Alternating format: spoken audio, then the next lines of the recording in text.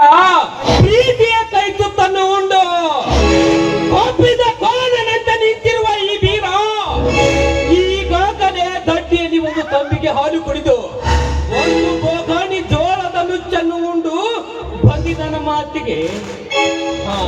ಅತ್ತಿಗೆಮ್ಮ, ನಾನಂದ್ರೆ ನಿಮಗೆ ಇಷ್ಟ ಇಲ್ಲವೇ? ಯಾಕೆ ಗೌತಮ್ಮ, ಇವತ್ತು ನೀನು ಹೇಗೆ ಕೇಳ್ತಿರುವೆ? ನೀನಂದ್ರೆ ನಮಗೆ ತುಂಬಾ ಪಂಚಪ್ರಾಣವೇನು?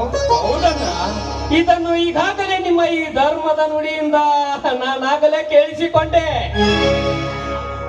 ತಮ್ಮ ಅದು ಅದು ಯಾಕನ್ನ ತೊದಲಿಸ್ತಾ ಇದೀಯಾ? ಇದೀಗ ತಾನೇ ಹೇಳಿದೆ ಅಲ್ಲ, ನಾನಂದ್ರೆ ನಿಮಗೆ ಪಂಚ ಪ್ರಾಣ ಅಂತ. ಅಣ್ಣ ತೆಗೆದುಕೋ ಅಣ್ಣ. 10 ಮರಿ ಮಾರಿ ಈ ಮರಿಗೆ 10,000ದಂತೆ 1,00,000 ಹಣ ತೆಗೆದುಕೊಂಡು ಬಂದಿದ್ದೇನೆ. ತೆಗೆದುಕೋ ಅಣ್ಣ. ಈ ಹಂತ ಸಾಧನೆ ಸೋದರ ನಿನ್ನದು. ಇನ್ನ ದುಡಿಮೆಯನ್ನು ನಾನು ಎಷ್ಟು ವಂದಿಸಿದರೂ ಸಾಲದು. ನನ್ನ ಸಂಸಾರ ನೀಡುವುದು ಇನ್ನ ಕುರಿಮರಿಂದ ನಿನ್ನ ಕುರಿಮರಿಂದ. ನಾನು ಎಷ್ಟು ಹೊಲ ಊದಿಕೊಂಡು ಬಿತ್ತಿ ಬೆಳೆದರೂ 2 ವರ್ಷಗಳಿಂದ ದುರುಷ್ಟಮಯಾಗಿ ಬೆಳೆ ನಾಶ ಆಯಿತು ತಮ್ಮ, ಬೆಳೆ ನಾಶ ಆಯಿತು. ಈ ನೇಗಿಲ ಹೋಗಿ ನೀವೇ ತಂದು ತುಳಿದು ತಿನ್ನುವ ತೇಗುವ ಭೋಗಿಗಿದ್ದನಪ್ಪ, ತೇಗುವ ಭೋಗಿಗಿದ್ದಾನೆ. ಈ ವರ್ಷ ಮಳೆ ಇಲ್ಲ, ಬೆಳೆ ಇಲ್ಲ. ಅಣ್ಣ, ಕೆರಳಿದ ಕೇಸರಿಯಂತೆ ಈ ನಿನ್ನ ತಮ್ಮ ಬೀರನಿರುವಾಗ ನಿನ್ನ ಕಣ್ಣಿನಲ್ಲಿ ಏಕಣ್ಣ ನೀರು. ನೇಗಿಲ ಯೋಗಿಯಾದ ನೀನು ಎಂದಿಗೂ ಹೋಗಿಯಲ್ಲ.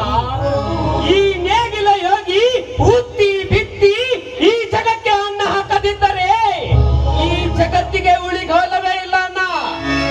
ಅದು ನಿನ್ನ ಪ್ರತಿದಿನದ ಕಾಯಕವನ್ನ, ಪ್ರತಿದಿನದ ಕಾಯಕ. ಎಂತ ವಿಚಾರ ಶಕ್ತಿ ಅಡಗಿದೆ ಸೋದರ ನಿನ್ನಲ್ಲಿ. ನಿನಗೆ ಕಾಯಕದ ಅರ್ಥವೇ ಗೊತ್ತಾ?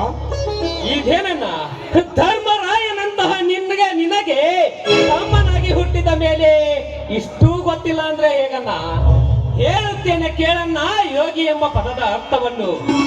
ಅಂಗನಾಥರಿಗೆ ತಂದೆಯಾಗಿ, ಮೂಗರಿಗೆ ಮೇಘನಾದವಾಗಿ,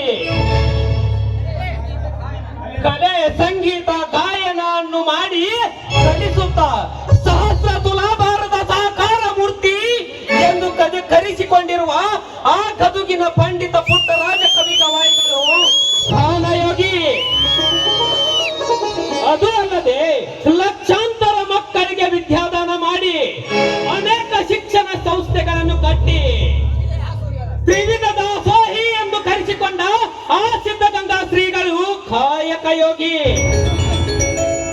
ಅದೇ ರೀತಿಯಾಗಿ ಹಳ್ಳಿ ಹಳ್ಳಿಗೆ ಸಂಚಾರ ಮಾಡಿ ಕೋಟಿ ಜಪ ಯತ್ನ ಮಾಡಿಸುತ್ತಾ ಭಕ್ತರಿಗೆ ದೀಕ್ಷೆಯನ್ನು ಕೊಟ್ಟು ಈ ಮಾಂಸಮಯವಾದ ಶರೀರವನ್ನು ಮಂತ್ರಮಯ ಶರೀರವನ್ನಾಗಿ ಮಾಡಿದರಲ್ಲ ಆ ನನ್ನ ತಂದೆ ಗುರು ಶ್ರದ್ಧಾನಂದರು, ಅವರನ್ನ ಸಂಚಾರ ಯೋಗಿ. ಅದು ಅಲ್ಲದೆ ಹುಟ್ಟಿದ ದಿನದಿಂದಲೇ ಕಾಂಚನವನ್ನು ಕಾಲಿನಲ್ಲಿ ಸರಿಸಿ, ಆಸೆಯನ್ನು ತ್ಯಜಿಸಿ, ಜೇಬುಗಳಿಲ್ಲದ ಶರ್ಟ್ ಅನ್ನು ಧರಿಸಿ ಸರ್ವ ಜನಾಂಗಕ್ಕೆ ಆ ಒಂದು ಉಪಚಾರ ಮಾಡುತ್ತಾ ಅವರಿಗೆ ಸರಿಯಾದ ಮಾರ್ಗದರ್ಶನವನ್ನು ನೀಡಿದರಲ್ಲ ನನ್ನ ವಿಜಯಪುರದ ಶ್ರೀ ಸಿದ್ದೇಶ್ವರ ಶ್ರೀಗಳು, ಅವರನ್ನ ಜ್ಞಾನಯೋಗಿ. ತಮ್ಮ, ಈ ಎಂತ ಮಾತುಗಳಿವು?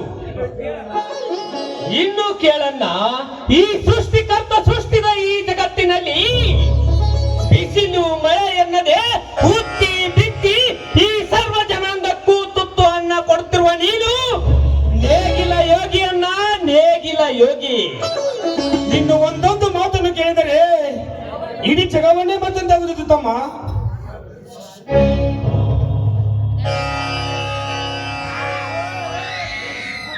ಅಣ್ಣ, ಅತ್ತಿಗೆ ಏನಿದು ಮನೆಯಲ್ಲಿ ಸಂತೋಷ ಸಂಭ್ರಮ? ಸಂತೋಷಿಸಿದರ ನಿನ್ನ ಅಭ್ಯಾಸ ಚೆನ್ನಾಗಿ ನಡೆಯುತ್ತಾನೆ. ಡಿಗ್ರಿ ಅಭ್ಯಾಸ ಚೆನ್ನಾಗಿದೆ ಅತ್ತಿಗೆ, ಆದರೆ ಹಣಕ್ಕಾಗಿ ಅಣ್ಣನ ಕಡೆಗೆ ಬಂದೆ. ಅಣ್ಣ, ಇದೀಗ ತಾನೇ ಸಂತೆಯಿಂದ ಕುರಿ ಮಾರಿ ಬಂದ ಹಣವನ್ನು ನಿನ್ನ ಕೈಲಿ ಕೊಟ್ಟಿದ್ದಿಲ್ಲ. ತಮ್ಮನ ಓದಿಗಾಗಿ ಕೊಟ್ಟು ಬಿಡಣ್ಣ, ಅವನಿಗೆ ಎಷ್ಟು ಬೇಕು ಅಷ್ಟು ಹಣವನ್ನು. ಎಷ್ಟು ಬೇಕು ಸೋದರ ಹಣ? ಅಣ್ಣ, ಅಷ್ಟೇನಿಲ್ಲಣ್ಣ, 25,000 ಕೊಟ್ಟರೆ ಸಾಕಣ್ಣ. ಆಯ್ತು, ತೆಗೆದುಕೋ. ಹಣವೆಂದ ಮೇಲೆ ಸ್ವಲ್ಪ ಹಿಡಿತದೇ ಇರಬೇಕು. ಸ್ವಾಮಿ, ಈ ನಮ್ಮ ಸಂಸಾರ ಎಂತ ಆನಂದ ಸಾಗರವಾಗಿದೆ ನೋಡಿ. ಈ ನನ್ನ ತಮ್ಮಂದರೆ ನನಗೆ ಸರ್ವಾಸ್ತಿ. ಬನ್ನಿರಿ, ಈ ಆನಂದ ಸಾಗದಲ್ಲಿ ಎಲ್ಲರೂ ಹಾಡಿ ಕುಣಿಯೋಣ.